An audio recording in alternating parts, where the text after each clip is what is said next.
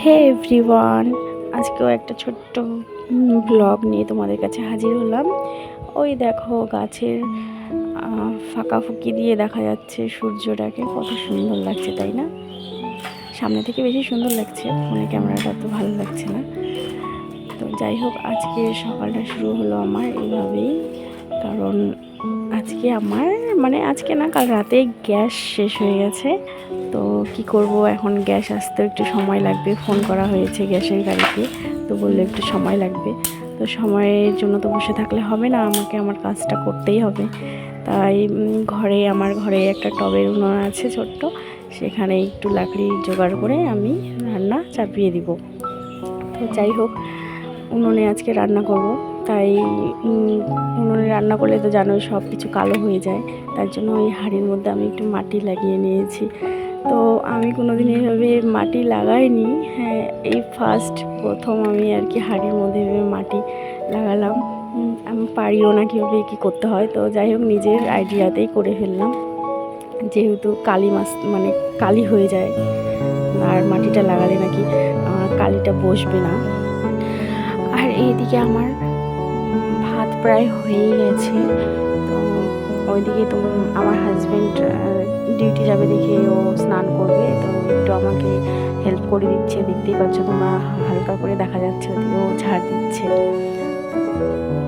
আর ঘরে ছোট বাচ্চা থাকলে এমনিতেই কাজের খুব সমস্যা হয়। বাচ্চার পিছনে অনেকটা সময় দিতে হয়, ওদিকে সময় দিতে গেলে আর এদিকে অন্য কাজ করা খুব একা হাতে খুব কষ্টই হয়ে যায়।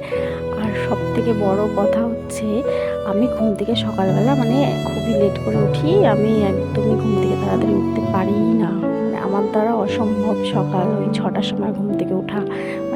প্রত্যেকটা দিন ভাবি রাতে ঘুমানোর সময় যে না, সকালবেলা একটু তাড়াতাড়ি উঠবো আর সব কাজকর্মগুলো আমার তাড়াতাড়ি হবে, তাহলে আমি পরের টাইমটা একটু ফ্রি হয়ে যাব।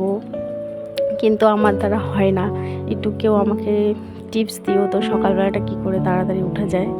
আমি তো আমার দ্বারা অসম্ভব হয়ে যায় সকালবেলা তাড়াতাড়ি ওঠা। প্রত্যেক দিন ভাবি যে সকালে একটু তাড়াতাড়ি উঠবো, কিন্তু উঠতে আর পারি না। তো যাই হোক, এদিকে আমার ভাত হয়েও গেল, আমি এই যে ভাত নামিয়ে নিচ্ছি।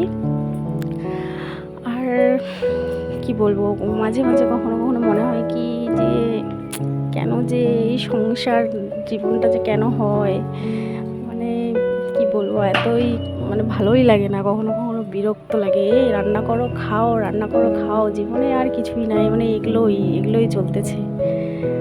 বাচ্চা দেখো, রান্না করো খাও, ব্যাস। আমার মতন কে কে ভাবো এরকম, একটু কমেন্ট করো। কি বলবো, আর তোমাদের সাথে আজকে অনেক কথাই আমি শেয়ার করলাম। আর গ্যাসটা যে কখন আসবে জানি না, তো ওর জন্যই আর কি করবো, উনানেই রান্না করতে হচ্ছেই, করি।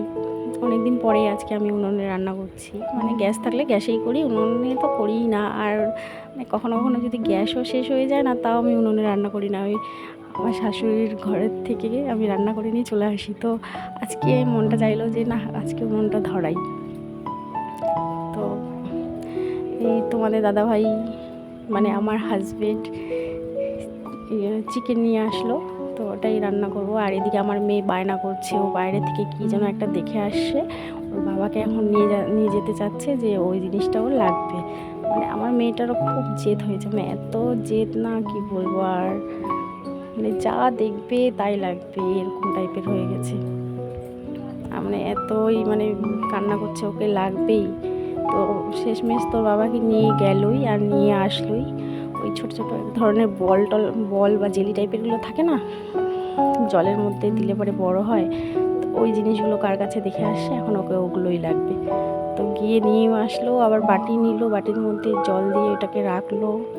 আর ওটা এখন আবার হারিয়েও গেছে, শেষ। ওর কাছে কোনো জিনিস টিকেও না, কিন্তু ওকে সব জিনিসই লাগবে। আর এদিকে আমি চিকেনটা বসিয়ে দিয়েছি, চিকেন প্রায় কষানো কমপ্লিট। এবার জল দিয়ে ঢেকে দেবো। আর আজকে অনেকদিন পরেই আমি পাটাতে বাটি, তো আজকেও পাটাতে মশলা করলাম। তো পাটায় মশলা করলে বেশি টেস্টি হয় রান্নাগুলো। আর রান্না কমপ্লিট, আজকে ভিডিওটা এখানে শেষ করলাম। আবার আসছি নেক্সট ভিডিও নিয়ে।